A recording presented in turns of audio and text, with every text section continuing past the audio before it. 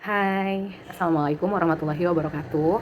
Ketemu lagi bersama saya, Asifah Hasanah, di channel YouTube saya.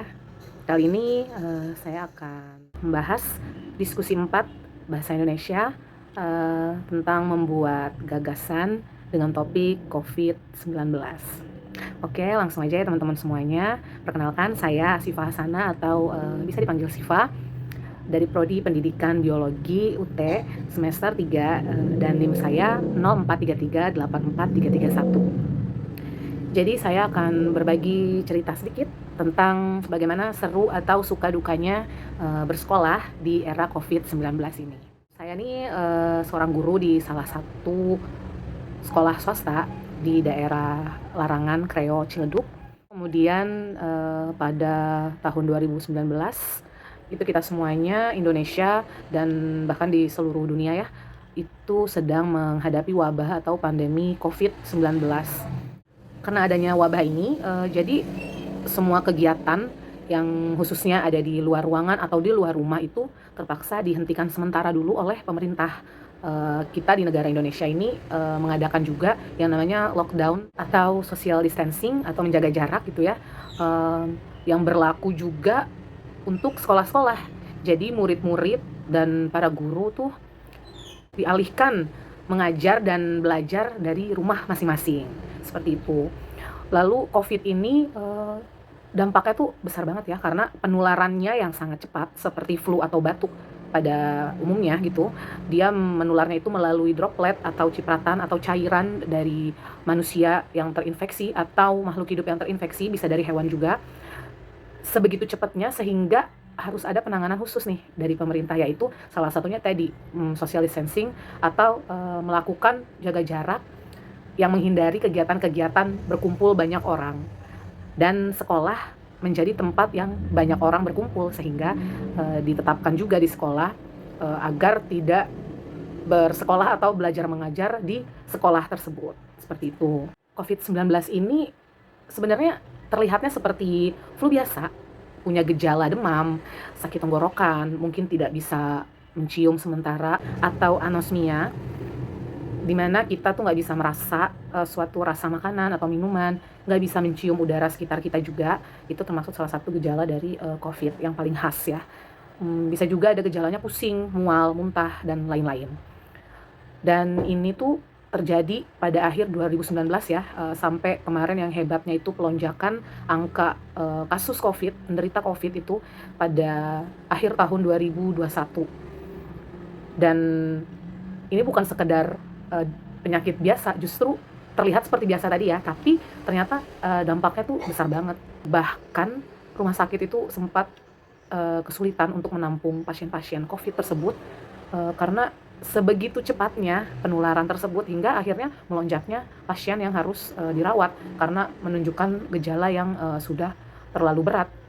Bahkan tidak main-main bisa menyebabkan kematian juga. Dan angka kematian di Indonesia pada saat itu di antara tahun 2019 sampai 2021 itu mengalami angka yang sangat tinggi ya, kenaikan yang sangat tinggi hanya untuk kasus COVID-19.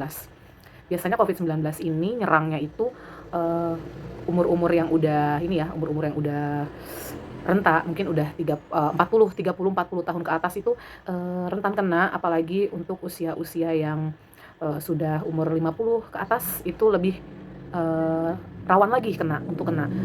Apalagi misal dia punya penyakit bawaan, seperti misalnya ada penyakit jantung, penyakit diabetes mellitus, atau penyakit paru. Terutama penyakit paru ini dampaknya sangat hebat ya, kalau dia punya riwayat penyakit paru lalu terkena COVID yang berhubungan dengan pernafasan, itu akan lebih cepat terkenanya dan mungkin akan lebih parah efek dari COVID tersebut. Jadi dampak dari COVID-19 ini adalah tadi ya, jadi makin kecil kesempatan kita untuk bertemu orang-orang karena penularannya begitu hebat. Jadi pemerintah mengadakan keputusan seperti itu.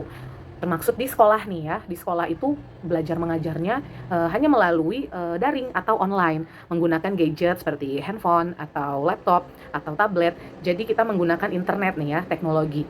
Jadi guru dan siswa itu berinteraksinya melakukan proses belajar mengajarnya itu melalui internet dan online saja, atau biasa disebut dengan PJJ, pembelajaran jarak jauh. Kemudian dalam PJJ tersebut sebenarnya banyak ya, eee, suka dukanya gitu, suka dukanya.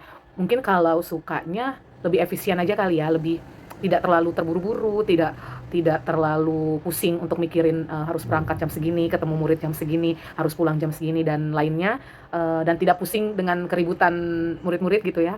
Tapi di satu sisi banyak juga sih sebenarnya kesedihannya atau dukanya. Misal untuk guru itu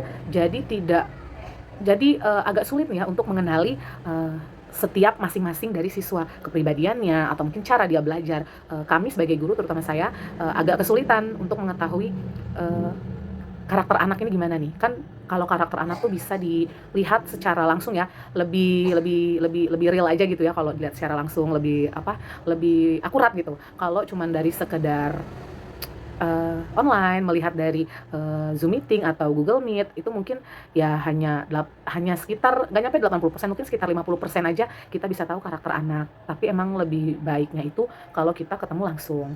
Dan dukanya atau sedihnya juga untuk murid itu sendiri adalah mereka jadi tidak mengenal teman-temannya, yang seharusnya mungkin mereka senang nih ya dari kelas 6, masuk ke kelas 7, itu punya teman yang baru, punya guru yang baru, punya suasana sekolah yang baru. Tapi ternyata ada kendala yaitu harus dilakukan, jaga jarak atau, dilakukan pembelajaran PJJ, pembelajaran jarak jauh tersebut, sehingga murid-murid ini jadi sesama temannya tuh kurang interaksi dan itu efeknya sampai sekarang nih di tahun 2022 ini mereka aja tuh, kadang saya suka bertanya ya, mereka tidak tahu kalau mereka dulu waktu kelas 7-nya tuh satu kelas, dan kelas 8 dulu waktu sekitar tahun 2020 atau 2021 ya, itu setengah-setengah pembelajarannya. Jadi, kita, berusaha karena angka, Covid-nya terus meningkat, tapi kita juga perlu nih, bertemu dengan murid-murid. Jadi sekolah kami waktu itu, mengadakan rapat dan mengambil keputusan untuk anak bisa masuk ke sekolah, tapi dengan syarat dan ketentuan yang berlaku.